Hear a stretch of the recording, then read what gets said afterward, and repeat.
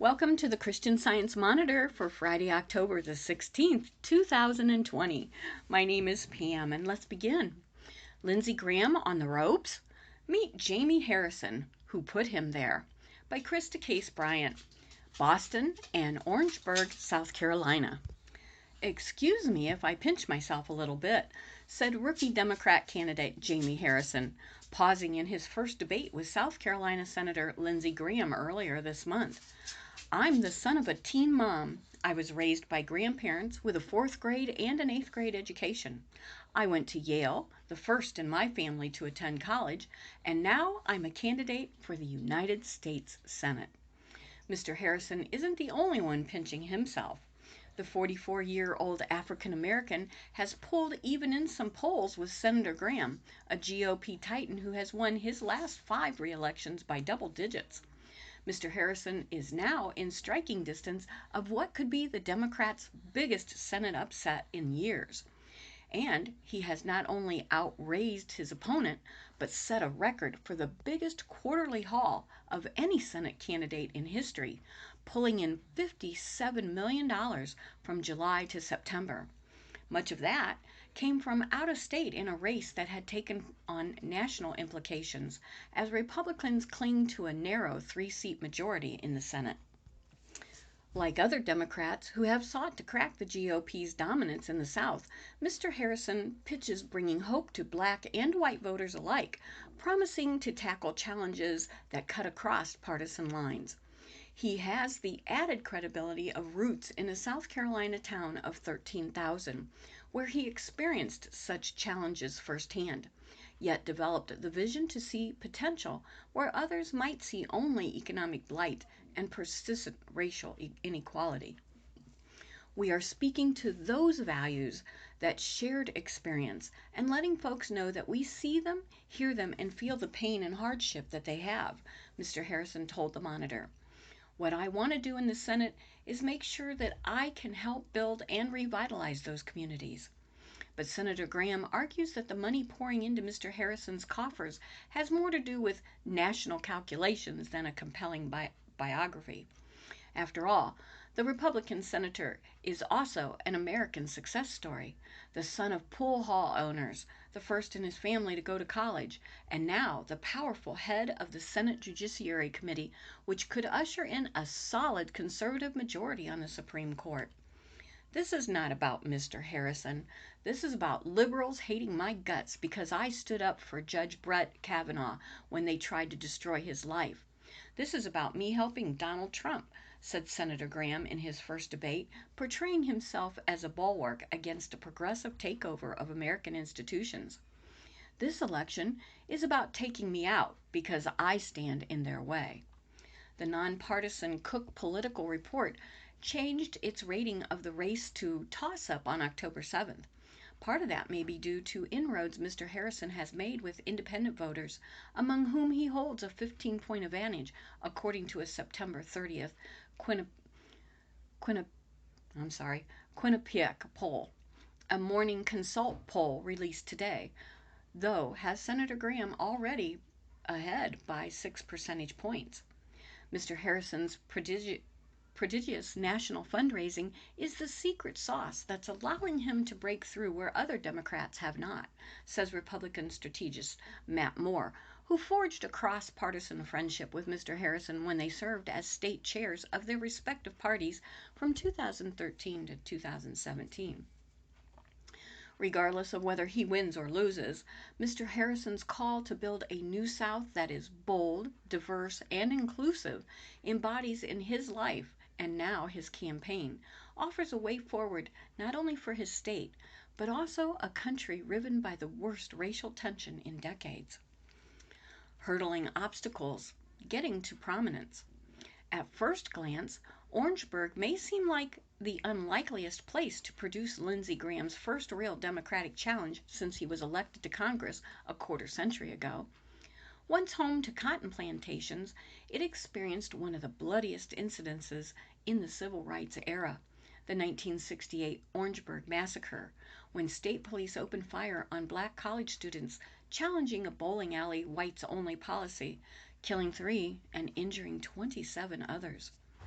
Racism, segregation, and poverty persists. Mr. Harrison lived in a trailer as a kid and recalls scrounging for change to buy gas and eating cereal with water because his grandparents couldn't afford milk. Yet amid those circumstances, he showed promise from an early age. He first made the local news at age 5 when he won a drawing competition with a sketch of an old grist mill. From there, he took off, says his mother, Patricia Stewart, in a phone interview.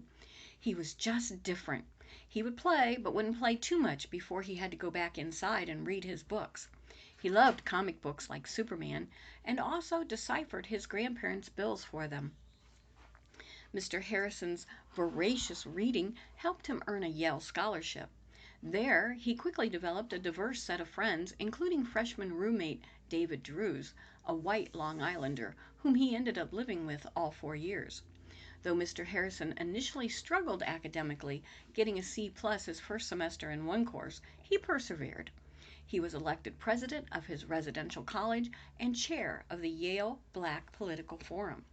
It was just obvious to everyone who met him that he was destined for success, says Mr. Drews, now a partner at a New York law firm who has stayed in close touch. He doesn't have the same sort of self doubt that holds some people back, he adds, attributing that to the love of Mr. Harrison's grandmother, who hosted Mr. Drews in Orangeburg one spring break. He really just believes. Well, I can make a difference. This is what I should do, and I'm going to go for it.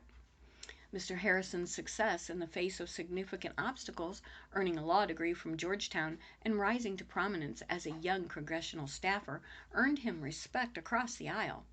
It's an American story that I think the country needs right now, says a GOP colleague who works with him in Congress and asked not to be identified by name. I'm a Republican telling you that about a Democratic candidate. A genuine uniter. When Kenny Zelzny took a few days away from her job as counsel for then U.S. Attorney General Janet Reno to volunteer as a writing tutor with College Summit, she wasn't expecting it to be such a transformational experience that she would quit her job to work for the nonprofit instead.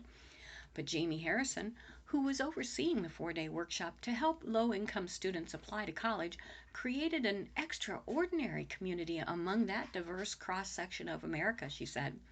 He brings people together. He deeply respects people, and they feel it in a very genuine way, and it changes them, said Mrs. Zelzny, recalling how he cut through the tension with his mams and his grandmother's red velvet cake, which he loves to bake. Mr. Harrison has notched a lot of firsts for African Americans. First to be executive director for the House of Democratic Caucus, floor director for a leader of the House, Democratic Whip James Clyburn, and chair of South Carolina's Democratic Party. But he has still been affected by racism. In a recent op-ed, he said he felt racism his whole life, since listening to his grandmother's stories of huddling with family while the Ku Klux Klan marched by, while other parents have to wrestle with telling their kids the Easter Bunny or Santa Claus aren't real, he wrote. He wonders how to explain to his son that America hasn't yet lived up to the Declaration of Independence promise of all men are created equal. In Congress, often one of the only top staffers of color in crucial policy meetings, he felt the lack of diversity acutely.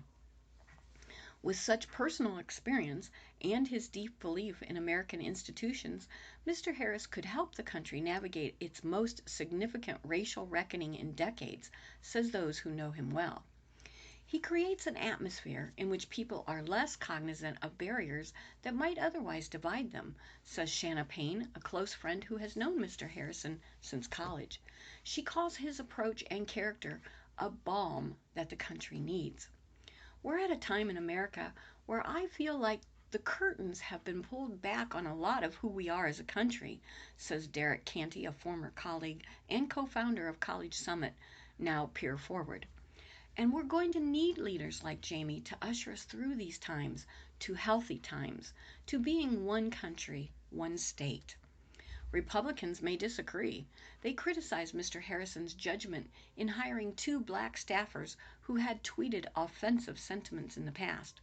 His campaign disavowed the sentiments but retained the staffers. Vision of a New South. South Carolina has one of the most complicated racial legacies in America, given its history, higher slave ownership per household than any other state except Mississippi. In the modern era, the state resisted integration, drawing out desegregation court battles for nearly 50 years. Now, if Mr. Harrison wins, he'd join Republican Senator Tim Scott in Washington, making South Carolina the first state whose U.S. senators are both black. Mr. Harrison says there's far more cross-racial interaction in communities like Orangeburg than in urban areas, as evidenced on a playground here on a recent day. You look around, and the world seems so divided, said Markeisha Burgess, watching her kids play with a gaggle of white kids. Yet here you walk around and it feels like we're on the same team. Miss Burgess' friend Ashley Hart, who grew up listening to stories of the Orangeburg massacre, says she has also come to see that her white sisters have more in common with her than she realized. That, to me, holds a lot of promise, says Miss Hart.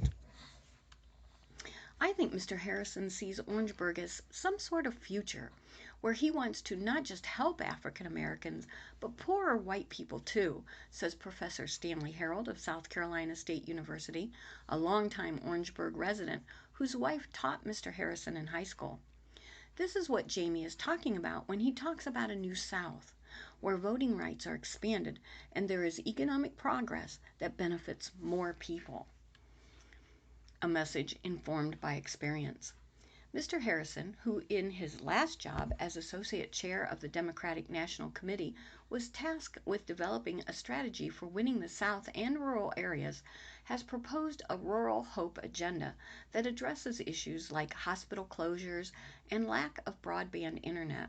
38% of South Carolina doesn't have it.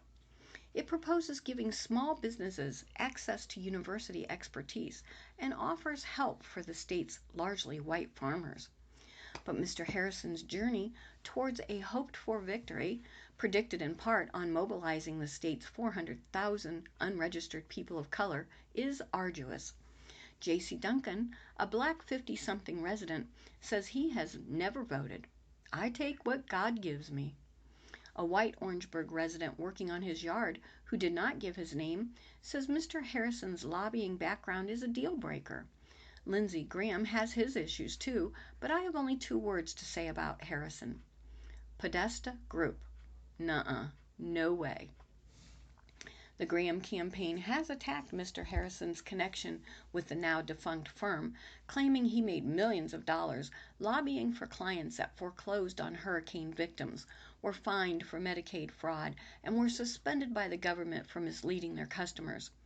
Mr. Harrison has countered that he needed high-paying work to pay down his $160,000 in student debt and a mortgage for his grandmother, whom he vowed to save from foreclosure after going through the humiliating experience with her as a kid.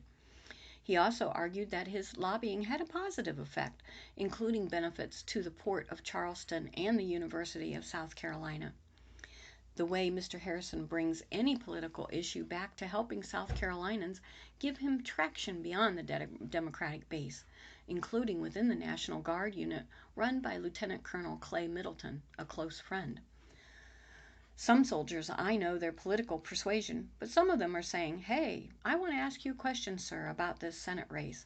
You know Jamie Harrison?" says Colonel Middleton.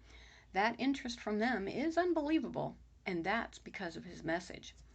Having a weekend picnic at Orangeburg's Edisto Memorial Gardens, not far from the grist mill that propelled young Jamie into the local news, Doran Steffen says he has no doubt Mr. Harrison will win, and we can see where it all started, right here in Orangeburg, says Mr. Steffens. Mr. Moore, the former South Carolina GOP chair, who also serves as state director for Senator Scott, says the dramatic change South Carolina's economy has undergone in the past 30 years, along with shifting Democrats in the suburbs, has opened the way for candidates with compelling biographies. But David Woodard, a retired political science professor who ran Clemson University's polling for 20 years, is skeptical of the polls. When voters actually mark their ballots, he says, there's an unusual loyalty to incumbents born of necessity. Southern states survived in Congress after the Civil War by re-electing their representatives until they gained control of key committees. I just don't understand how Lindsey Graham can lose this race, says Mr. Woodward, a Republican consultant who helped him with his first congressional race in 1994. It would be an upset of titanic proportions. Well, my next article is titled, Who Should Care for the Forest? In Kenya, the question sparks violence, by Jeffrey Kamadi. More than 3 years after a landmark case recognizing its ancestral home, an indigenous forest-dwelling community in Kenya continues to face forced eviction by the government. Living deep in Kenya's Mau Forest Complex, the Ogiek people spent 12 years in the Kenyan courts seeking legal redress and acknowledgement of their rights to their homeland. When that proved unfruitful, they turned to the international stage. After 8 more years pursuing justice in the African Court on Human and People's Rights in May 2017, that court handed down a ruling recognizing the community's claim to the Mau Forest Complex. Despite that landmark ruling, the Ogiek said that they have continued to be driven from their homes. After years of delays, they hope to air their grievances before the court again during its next regular session in Arusha, Tanzania, in late November. At stake is the principle of who can best protect a forest, the government with all its resources and expertise, or the people who live there. We have now become synonymous with evictions from our ancestral land, says Daniel Kobe, a Mau Ogiek community representative, citing recent events in which 300 homes were destroyed by Kenya Forest Service personnel. We are now homeless and have sought shelter among other people, especially in the Marshioni area, he adds, referencing villages, neighboring forest areas where forcible evictions were recently carried out.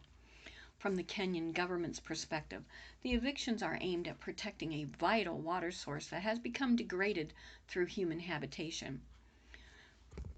George Natembeya, an Interior Ministry official who oversees the Mau Forest, has denied that the Ogiek are really a forest-dwelling community. During a community meeting this summer, he accused some members of the Ogiek community of trying to turn a profit on their land, according to Kenya's Star newspaper. We know you have sold your own parcels of land, and we will soon kick you out to protect water sources, he said. Among the trees, the largest native mountain forest in East Africa stretches through the Kenya's Rift Valley, about 100 miles northwest of Nairobi, the country's capital.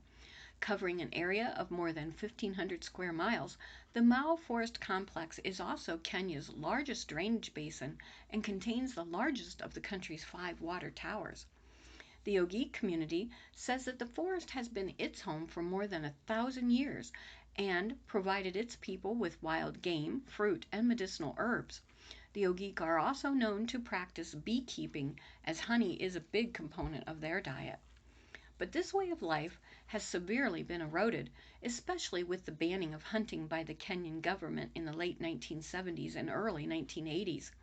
Now the Ogiek have been forced to practice subsistence farming by growing maize and beans as well as other crops. The Mau Forest Complex is also the scene of a major environmental disaster. Due to the felling of trees for lumber, charcoal, and farmland, that forest ecosystem has shrunk by nearly 400 square miles since 2000. Commercial logging has introduced fast-growing cypress and pine trees in place of indigenous ones, which has disrupted honey production. Water, too, has become restricted and contaminated, and members of the community have speculated that a number of birds, insects, animals, and plant species have reduced. Elephants, for example, cannot feed on cypress leaves and have moved elsewhere. Into the cold. Of the 50,000 estimated total population of the Ogiek, the vast majority inhabit the Mau Forest Complex and are also referred to as the Mau Ogiek. A smaller community lives on Mount Elgon on the border between Kenya and Uganda. Otherwise, a proportion of its population has since been assimilated into other tribes. Other indigenous communities have also allegedly been destroyed by the Kenya Forest Service, or the KFS, recently. Amnesty International reported that on July 10th, perhaps as many as 28 homes belonging to the Sengwer, another forest dwelling indigenous community, were burned to the ground in another major native forest, Mbobut Forest. All of this is happening during the coldest season in the country, and the mountainous environment in which families are forced out is already quite chilly. This is a gross violation of really basic human rights, says Milka Chepkorer, a member of the Sengwer people and a fellow with Natural Justice, a South African nonprofit that specializes in environmental and human rights laws. And now the evictions are taking place in the middle of the COVID-19 global pandemic, raising health concerns for the displaced communities. These recent evictions have affected us really differently this time around, Ms. Chikorer said, because they are taking place in COVID times when the children are not in school but are playing in the glades. Foreign aid or foreign hindrance? Although evictions are intermittent, there seems to have been a protracted period of relative calm and quiet since 2018, says Ms. Chepkorer. In January of that year, Robert Karotich, a Sengwer herdsman, was reported to have been gunned down by the KFS guards while tending to his cattle in the forest. This led to the suspension of the European Union-funded Water Towers Protection and Climate Change Mitigation and Adaptation Program. That initiative, launched in June 2016, aims to promote the enhancement of ecosystem services while improving livelihoods in Mount Elgon and Chirangi Hills, where 2 of their 5 water towers in Kenya sit. Mbobut Forest in Changragani Hills is where the Sengwer community is allegedly being driven out. Peace has prevailed for the Sengwer in Mbobut Forest following the suspension of this funding until recently, says Mrs. Chepkorer, alluding to the ongoing talks for resuming the EU funding. Indications that the funding may resume have fueled mistrust from the indigenous community. The community is doubtful that this financial backing is sufficiently helpful and attributes its troubles to the availability of donor money. You are bound to find displacements in regions where there are foreign funding for conservation purposes in Kenya, claims Mali Oli Kanga, a representative of Laikipia Maasai community, an indigenous people found in northern Kenya. Communities in the Karisia Forest in northern Kenya, says Mr. Kanga, have been living peacefully there for centuries without either the KFS or the Forest Department getting involved. However, trouble erupted when the forest management body began demarcating the approximately 140 square miles of this forest. Mr. Kanga alleges that the demarcation is driven by the government's pledge to raise the forest cover in Kenya from a current 7.2% to about 10% by 2022. This has affected a community of about 5,000 people.